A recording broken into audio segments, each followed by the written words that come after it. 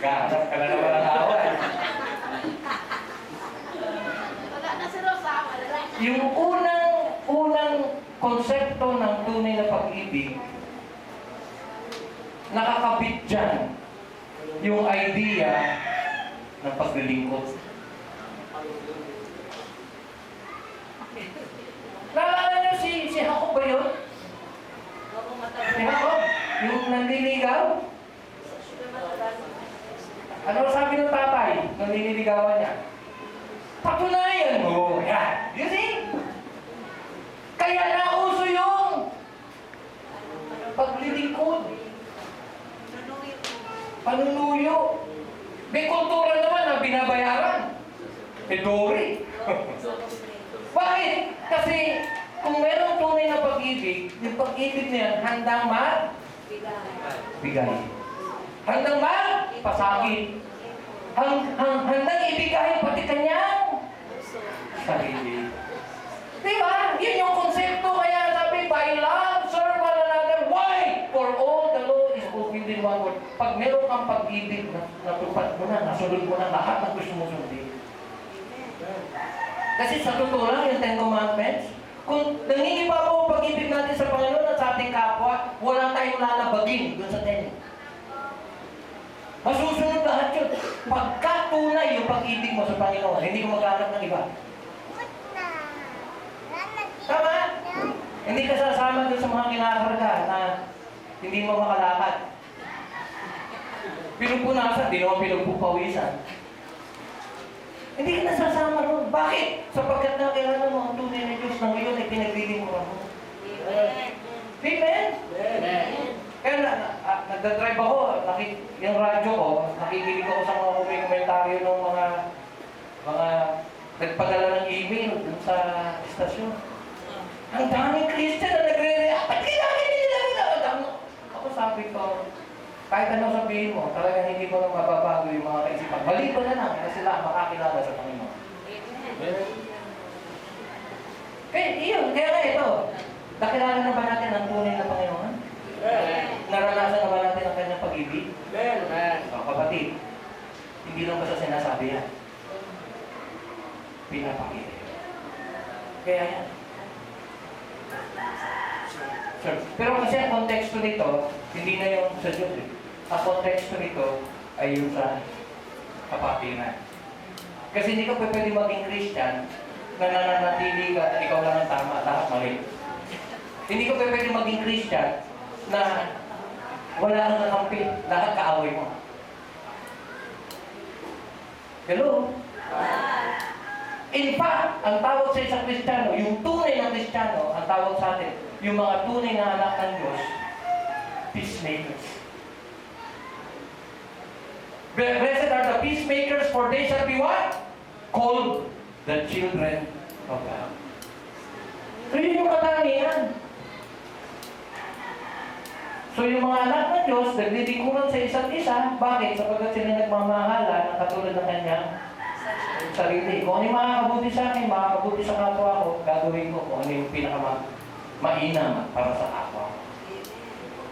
Kung sa akin, ito yung masarap, nagbibigay pa ako ng mas masarap para sa kapwa ko. Kasi kung may ugali ka na gusto ko yung masarap, tapos pag ibibigay mo sa kapwa mo, ibibigay mo yung hindi masyado masarap. Paki-check kung Christian ka. Kasi kung ikaw mismo ayaw mo yun, huwag mo ibigay sa iba. Nabigay ka na ba ng ulam na malapit na mapanis? Na kaya mo pinamigay kasi hindi mo na makakain, huwag mo na ipamigay. Yan yung ibig sabihin ng as-lesson. In fact, dyan matetes, dyan mangingibabaw kung talagang Kristiyano ka. Kasi pag namigay ka ng ulam na malapit na mapanis, selfish ka. Kahit aso, di mo bibigyan ng panis. Tama? Kaya yung as-lesson, napakahalaga niyan. At mga kapatid, Christian na ang may capability gumawa niya. Regardless of kung sino yung tao.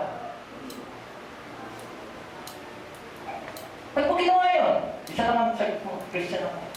Hindi mo makakilala yun eh. Nangailangan eh. Ba't mo ginawa? Christian ako eh. Pero yung Christian ka. Hindi niya maintindihan mo. Pero Christian na makakaintindi na pag may pinapagawa ang Panginoon, hindi mo kailangan maulawakan yung paliwanag. Dahil pinapagawa ng Panginoon gagawin mo ito.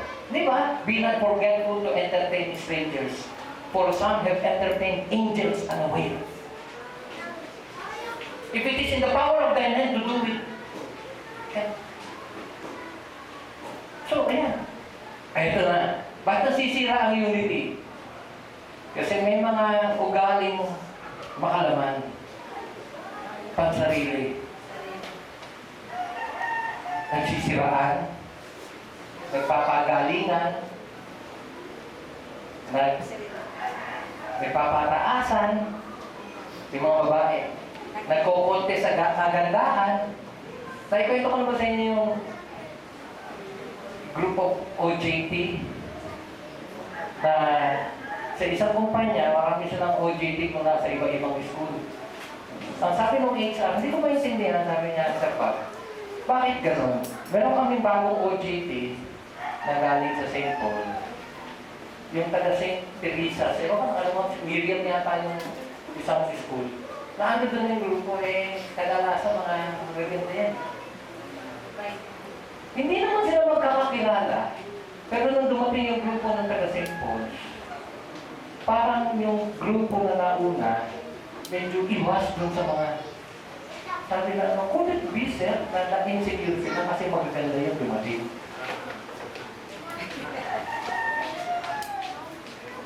Pero, nagkilala ba kayo gano'n?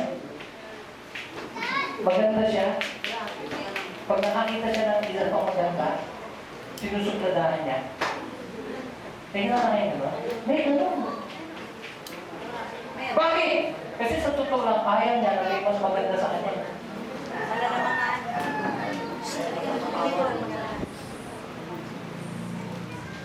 Hindi lang sa kagandahan niya. Minsan pati yung katalinuhan. Bakit mo sinasabi ito? Kasi kahit sa kapatakating, hindi lang sa school. Hindi, pag nagtrabaho na kayo sa trabaho. Hindi mo maiiwasan na may kompetensya pagdating sa kaya ang nagiging cause ng disunity ay yung ayaw patalo. Ito na. Hindi mo maiiwasan para maibagsak mong isang tao.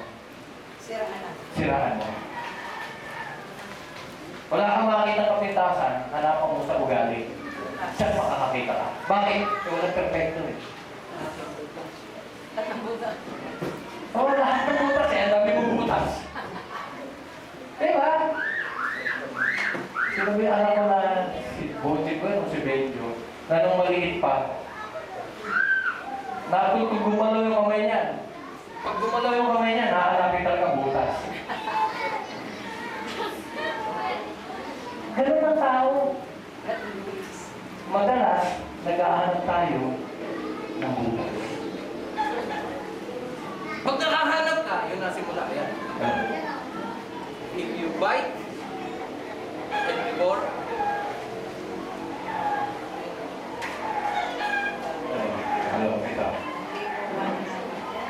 take heed that you will not consume one of another. Ano sinasabi dito? Ang sinasabi dito mga kapatid? Kasi sa mundo, kung saan ang competition ay napakalakas. Kasi sa mundo, yun na yung madalas sinasabi namin sa mga anak namin. Abutin yung, maaabot yung pinakamataas. Tapos ka na mag-aaral, pag-igihin nyo pa na mag-progress. May diploma ka na, pag-igihin mo na makapasa ka sa board. At pilitin mo, ulit maaari. Pilitin mo na kaya pa paano. Pag naipasa mo, medyo taasan mo yung grade mo. Bakit? Kasi pagka lumabang ka na sa mundo, yun yung tinitignan. Tama? Pagka mataas yung marka mo, ang tendency, mataas ang paggalan sa'yo. Yan yung mundo. Kapatid, at sa atin lang, hindi mo kinakailangan makaabot yung pinakamataas.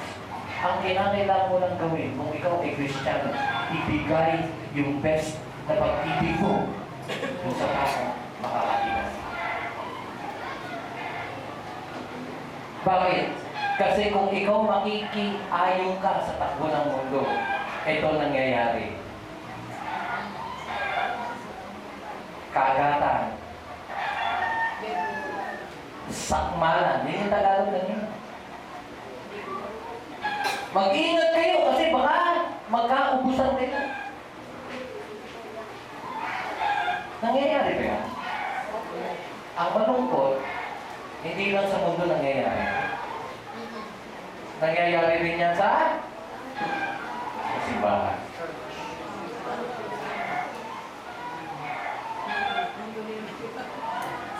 Sira. Kaya yung kaninang warning ni Tony, iwasan na natin mag-gulong-gulungan kasi marami na silang tao dahil huwag kang magbiro lang